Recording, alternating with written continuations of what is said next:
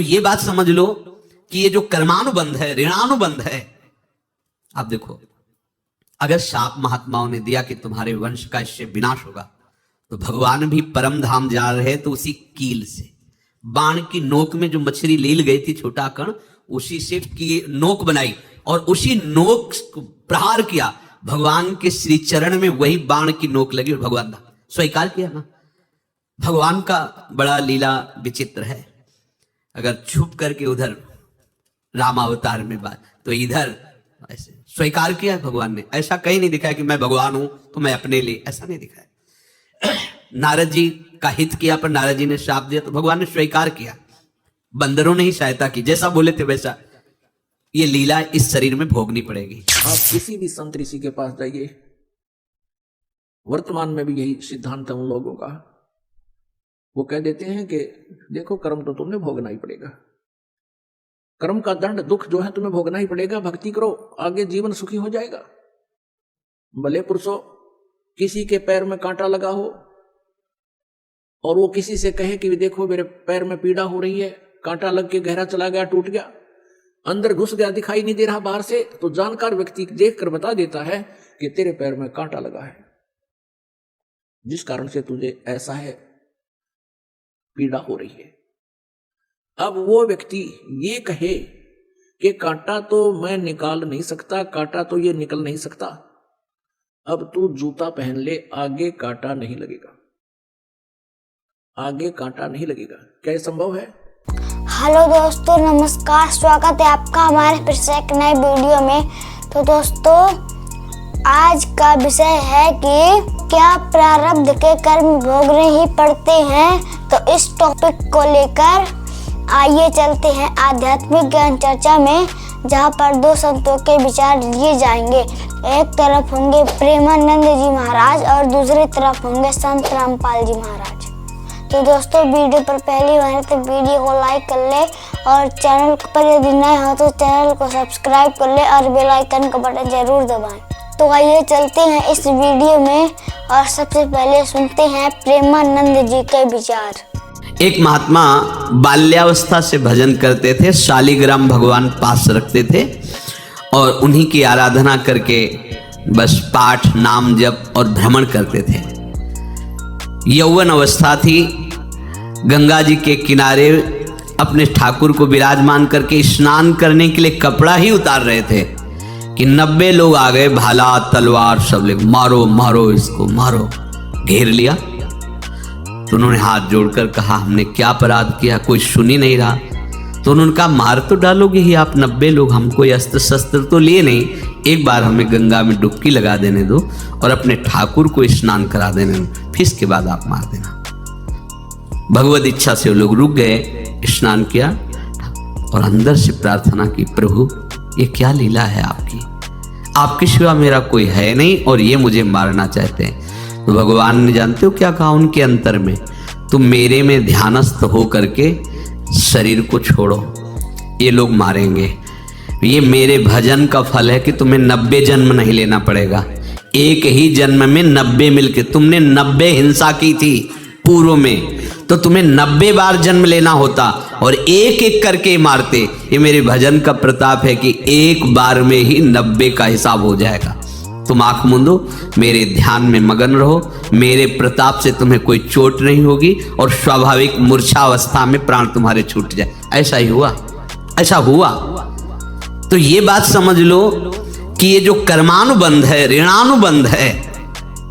आप देखो, अगर शाप महात्माओं ने दिया कि तुम्हारे वंश का इससे विनाश होगा, तो भगवान भी परम धाम जा रहे तो उसी कील से, बाण की नोक में जो मछली लील गई थी छोटा कण, उसी से की नोक बनाई और उसी नोक को प्रहार किया। भगवान के श्री चरण में वही बाण की नोक लगी और भगवान ने स्वीकार किया ना। भगवान का बड़ा लीला विचित्र है। अगर छुप करके उधर रामावतार में बात, तो इधर ऐसे स्वीकार किया है भगवान ने। ऐसा कहीं नहीं दिखाया कि मैं भगवान हूं तो मैं अपने लिए, ऐसा नहीं दिखाया। नारद जी का हित किया पर नारद जी ने श्राप दिया तो भगवान ने स्वीकार किया। बंदरों ने ही सहायता की, जैसा बोले थे वैसा। ये लीला इस शरीर में भोगनी पड़ेगी। हाँ, ज्यादा को कम में भुगता देंगे, पर अब अगला शरीर ना मिले, इसके लिए सर्वतोभावेन भगवान के आश्रित हो जाए। तो अभी आपने सुने प्रेमानंद जी के विचार। प्रेमानंद जी के हिसाब से तो प्रारब्ध के कर्म भोगने ही पड़ेंगे। तो अब आइए देखते हैं संत रामपाल जी महाराज जी के विचार, क्या कहती है संत रामपाल जी महाराज। तो दोस्तों वीडियो पर बने रहें और वीडियो को अंत तक जरूर देखें, क्योंकि आज की वीडियो में मजा आने वाला है। अपने आत्माओं, किसी भी संत ऋषि की आप थ्योरी देखो, अपना अनुभव देखो, वो क्या कहते हैं कि जैसा भी किसी के प्रारब्ध में, संस्कार में लिखा हुआ है, वो तो उसे भोगना ही पड़ेगा। एक दुखी प्राणी संकट निवारण के लिए क्या आशा करता है कि भगवान जीव के दुख दूर कर देता है। परमात्मा कहाँ मिलता है? संतों के पास जाते हैं कि वो परमात्मा की भक्ति करके और कुछ शक्ति प्राप्त कर लेते हैं, और उस शक्ति से वो अन्य को भी सुख देते हैं। इसलिए वो कहाँ कहाँ जाते हैं? कोई ऋषि के पास, जंतर मंतर करने वाले के पास, कोई झाड़ फूक करने वाले के पास, और या किसी साधु संत के शिष्य भी बनकर जैसे वो बताते हैं वो साधनाएं करते हैं। और जब उनके संकट दूर नहीं होते हैं तो वो उस स्थान को छोड़ देते हैं, दूसरी जगह जाते हैं। जैसे कोई मंदिर में जाता है, या कोई गुफाओं में जाते हैं, या कोई पहाड़ों पर जाते हैं, या कि तुलसी जाटी के धागे बांधते फिरते हैं, कोई कहीं किसी तीर्थ स्थानों पर जाते, वहां से कोई लाभ नहीं होता, तो फिर भी ये आत्मा हार नहीं मानती, क्योंकि इसको मालूम है कि एक परम शक्ति है परमात्मा जो सब दुख दूर कर सकता है। उसके लिए फिर कोई बताता है कि हमारे गुरुजी के पास चलिए, आपका सब कष्ट दूर हो जाएगा, वहां भी चले जाते।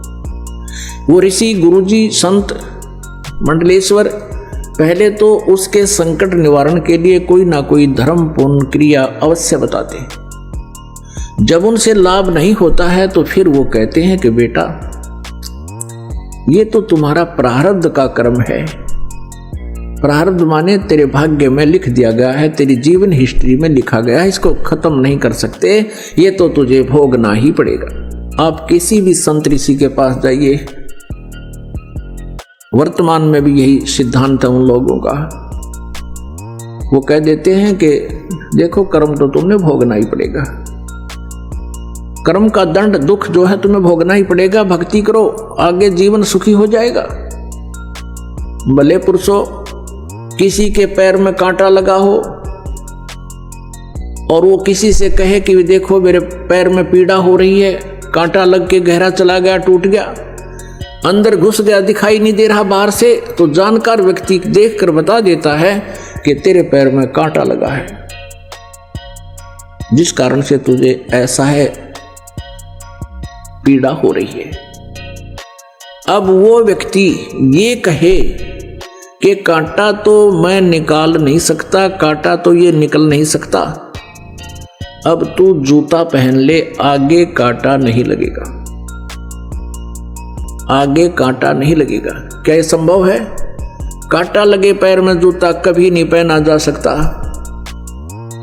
कांटा निकले, पीड़ा नष्ट हो, फिर जूता पहनेगा वो व्यक्ति, इस डर से पहनेगा कि कहीं फिर जूता निकाल दिया और जूता ना पहना तो फिर से वो पीड़ा ना हो जाए, कांटा ना लग जाए। तो जिनके ऊपर आपत्तियां, संकट आए हैं, प्रारब्ध के हों चाहे तीन ताप के हों, उनको न तो ये देवता ठीक कर सकते हैं, न श्री ब्रह्मा, श्री विष्णु, श्री शिव जी उन तीन ताप और श्राप आदि और प्रारब्ध के कर्म को ये नाश नहीं कर सकते। ना ब्रह्म कर सकता, ये सरपुरुष नहीं कर सकता, ना ये परब्रह्म कर सकता, जिसको अक्षर पुरुष कहा गीता जी अध्याय नंबर 15 के श्लोक नंबर 16 और 17 में तीन प्रभु बताए। सरपुरुष और अक्षर पुरुष भी नहीं कर सकता, केवल परम अक्षर ब्रह्म, परम अक्षर पुरुष कबीर देव आपके उस प्रारब्ध के कर्म को भी नाश कर सकता है, पाप का नाश कर सकता है। मासा घटे न तिल बधे, बिदना लिखे जो लेख, साचा सतगुरु मेट कर भाई ऊपर मार दे मेख। अब सच्चा सतगुरु यानी देखो यहां नकली सतगुरुओं की कमी नहीं, उनके पास ये जड़ी नहीं, वो पावर नहीं, और परमेश्वर भी स्वयं आते हैं, वो ऋषि संत के रूप में यहाँ प्रकट होते हैं, उस समय सतगुरु रूप में ही होते हैं वो, और वो हमारे प्रारब्ध के पाप का दंड का नाश करके हमें सदा के लिए सुखी कर देते हैं, फॉरएवर नष्ट कर देते हैं उस किस्मत में लिखे हुए दुख को। तुम कौन राम का जपते जापम, तात गुड नायति नु तापम। तुम किन भगवानों की भक्ति करते हो जिनसे तुम्हारे ये 3 ताप भी नाश नहीं हुए, तुम्हारे दुख भी दूर नहीं हुए। अपनात्मा वो परमात्मा कबीर देव है, कबीर साहब है। अब फिर क्या होता है कि जब तक हमें परमेश्वर का सही मार्ग नहीं मिलता, परम संत मिलते नहीं, तो ऋषियों के पास, गुरुओं के पास जाते हैं। सभी पहले तो अपने धार्मिक क्रियाएं आपके ऊपर लाद देते हैं, आप भी दुख संकट निवारण के लिए उनको करना प्रारंभ करते हो। अंत में वे आपको ये जवाब दे देते हैं कि ये तुम्हारे प्रारब्ध में लिखा है, ये तो भोगना पड़ेगा। और उदाहरण देते हैं, जैसे भगवान विष्णु को श्राप दिया था नारद जी ने कि तू एक जीवन मेरे की तरह पत्नी के वियोग में बिताएगा, और वो दंड, वो श्राप, वो नारद जी के द्वारा दिया गया श्राप, श्री विष्णु जी अपना भी श्राप नाश नहीं कर सके, उसको भी उन्होंने भोगना पड़ा। श्री रामचंद्र रूप में राजा दशरथ के घर जन्म हुआ, विवाह हुआ, विवाह होते ही वनवास हुआ, वनवास से 2 वर्ष के बाद ही सीता का अपहरण हुआ और लंका में निवास हुआ। बहुत समय तक वहां युद्ध हुआ, उसके बाद सीता जी को वापस लाए। 1 वर्ष 2 वर्ष के बाद सीता जी को फिर निष्कासित कर दिया। आजीवन श्री राम और श्री सीता जी कभी इकट्ठे नहीं रह सके। बच्चे कहीं, आप कहीं, वो प्राणी सुखी नहीं हो सकता। भले ही श्री रामचंद्र जी अयोध्या के राजा थे, लेकिन आप कहीं और पत्नी कहीं, बच्चे कहीं, तो वो जीव सुखी नहीं हो सकता। तो दोस्तों कैसी लगी वीडियो अपनी राय कमेंट बॉक्स में जरूर देना, और ज़्यादा से ज़्यादा वीडियो को शेयर करना। तो आज के वीडियो में इतना ही, मिलते हैं किसी नेक्स्ट वीडियो में, तब तक के लिए जय हिंद, जय भारत।